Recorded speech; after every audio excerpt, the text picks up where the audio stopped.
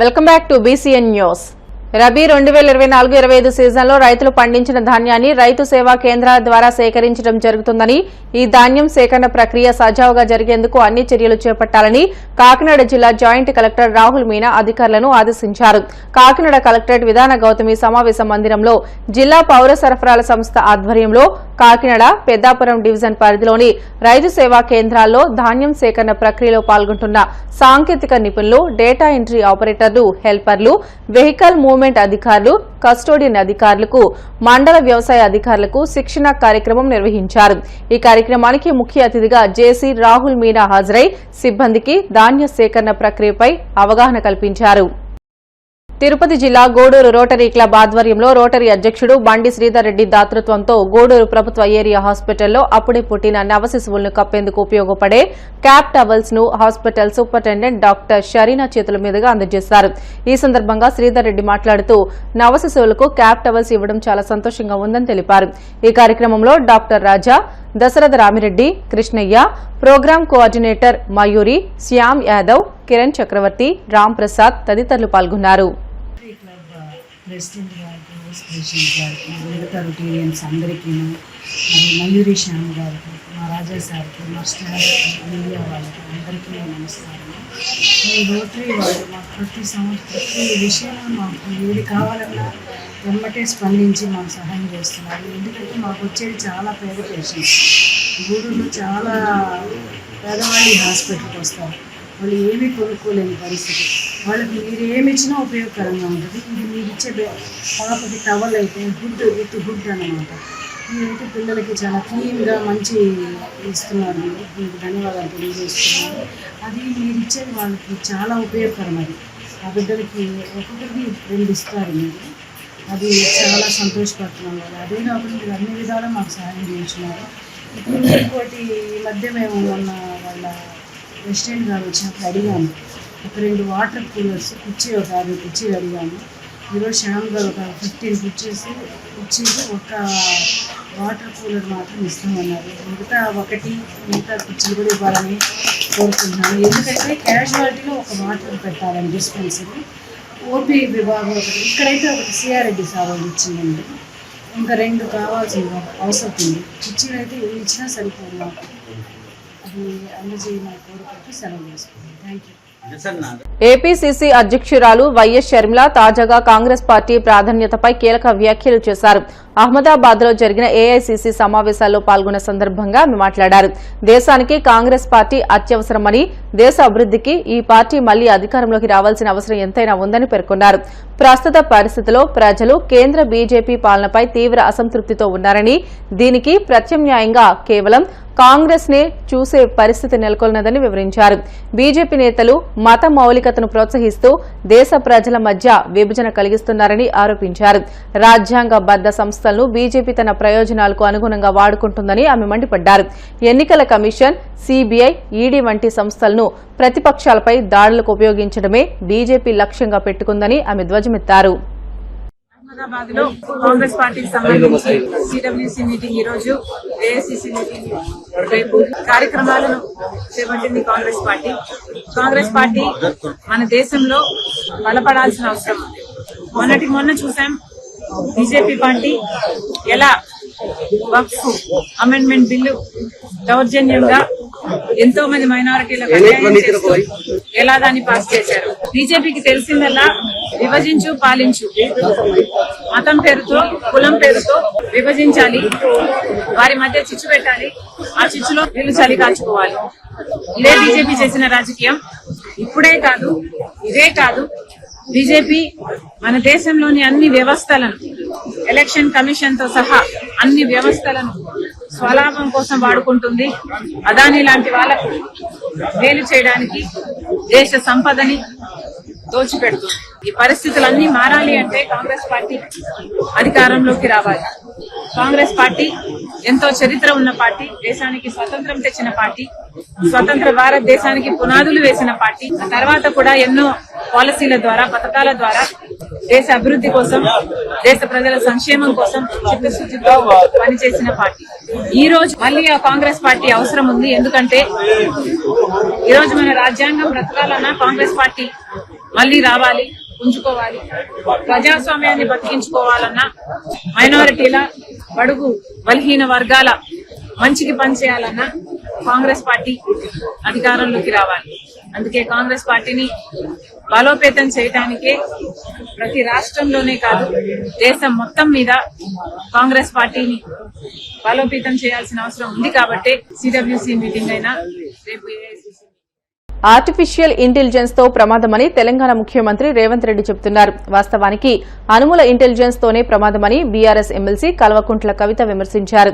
Telangana assembly ఆవరణలో పూలే విగ్రహం ఏర్పాటు కోసం కవిత ఇందిరా పార్క్ వద్ద నిరాహార దీక్ష చేశారు. ఈ సందర్భంగా ఆమె మాట్లాడుతూ ఏఐ అంటే ఆర్టిఫిషియల్ ఇంటెలిజెన్స్ కాదని అనుముల ఇంటెలిజెన్స్ అని ఎద్దేవా చేశారు.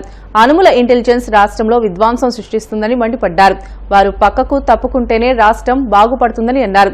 ప్రజలను మోసం చేయడమే అనుముల ఇంటెలిజెన్స్ పని అని విమర్శించారు.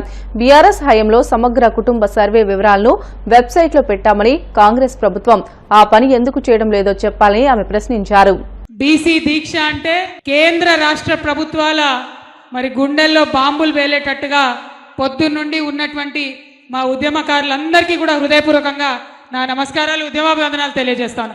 జై బీసీ, జై పూలే.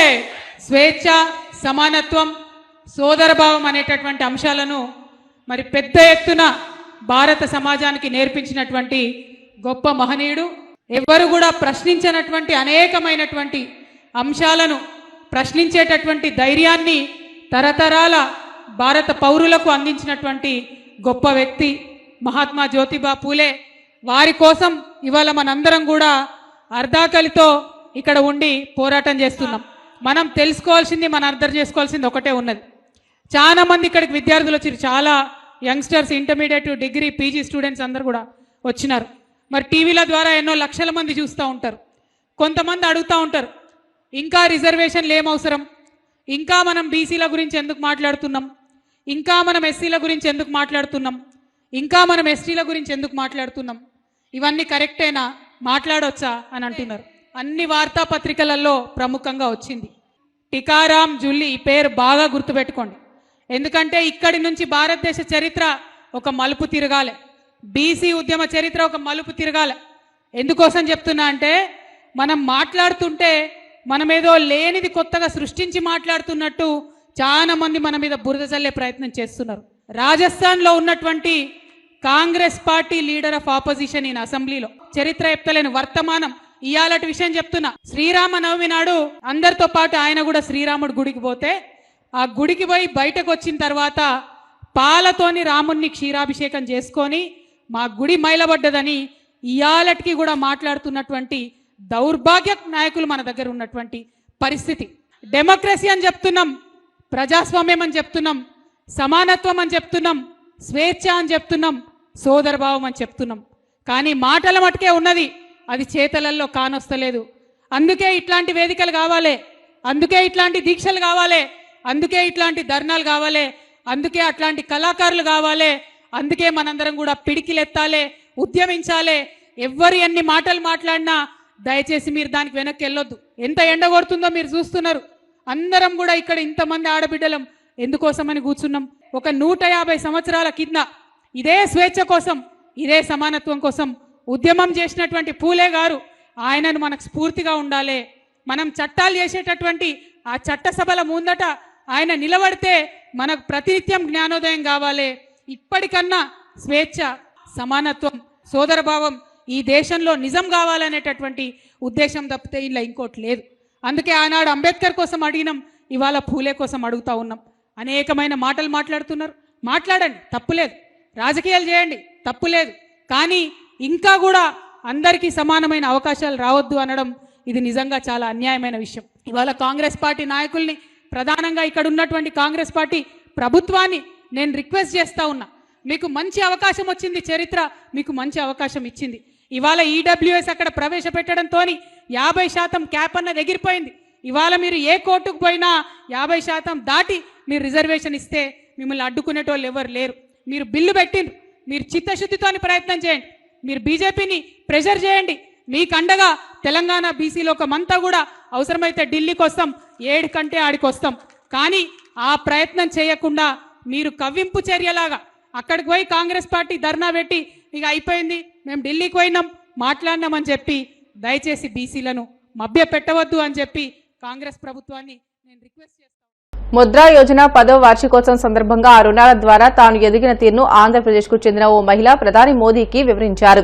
తనకు హిందీ రాదని తెలుగులో మాట్లాడతానని ఆమె విజ్ఞప్తి చేయడంతో ప్రధాని అందుకు అంగీకరించారు. దాంతో ఆమె తన నేపథ్యాన్ని వివరించారు. ఈ సందర్భంగా ఆమె ఎదుగుదలను ప్రధాని మోదీ అభినందించారు.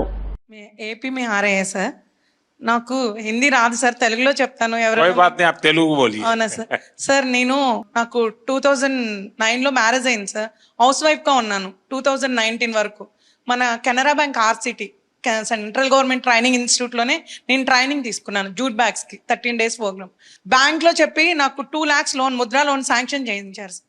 అప్పుడు నేను 2019 నవంబర్లో నా బిజినెస్ స్టార్ట్ చేశాను. కెనరా బ్యాంక్ వాళ్ళు నన్ను నమ్మి నాకు లోన్ ఇచ్చారు సార్ 2 lakhs. ఏమీ షూరిటీ లేదు, ఎవరు నాకు సపోర్ట్ చేయలేదు. Without surety 2 lakhs loan sanction అయింది. తర్వాత 2022లో మళ్ళీ కెనరా బ్యాంకు నా రీపేమెంట్ చూసి 9.5 lakh లోన్ నాకు శాంక్షన్ చేశారు సార్. ఇప్పుడు నా దగ్గర 15 members వర్క్ చేస్తున్నారు. 2 लाख से शुरू किया 9.5 लाख तक पहुंच गए. Yes sir. How many people are working with you? 15 members sir. 15. All are housewives, all are RCT trainees, Rural Self-Employment Training Institute में training, jute, I am also jute faculty also.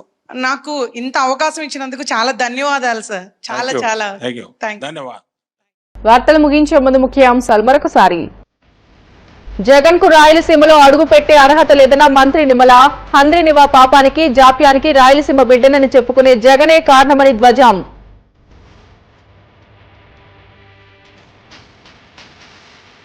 YS Jagan పర్యటనలో భద్రతా వైఫల్యం. Helicopter wind shield ధ్వంసంపై అనుమానాలు కలుగుతున్నాయన్న YCP MLC Lella Appireddy. Ahmedabad లో జరిగిన AICC సమావేశాల్లో పాల్గొన్న YS Sharmila. దేశ అభివృద్ధికి కాంగ్రెస్ పార్టీ మళ్లీ అధికారంలోకి రావాల్సిన అవసరం ఎంతైనా ఉందని వెల్లడి. తెలంగాణలో అనుముల ఇంటెలిజెన్స్ విధ్వంసం సృష్టిస్తుందన్న బీఆర్ఎస్ ఎమ్మెల్సీ కవిత. ఢిల్లీలో దీక్ష చేస్తే కేంద్రానికి అర్థమయ్యే భాషలో మాట్లాడాలని వ్యాఖ్య. ఇవి ఇప్పటివరకున్న బులెటిన్లోని అప్డేట్స్. మరిన్ని వార్తల కోసం VCN digital YouTube channel, Facebook పేజీని ఫాలో అవ్వండి. అప్డేట్ వార్తల కోసం ప్లీజ్ డూ సబ్స్క్రైబ్.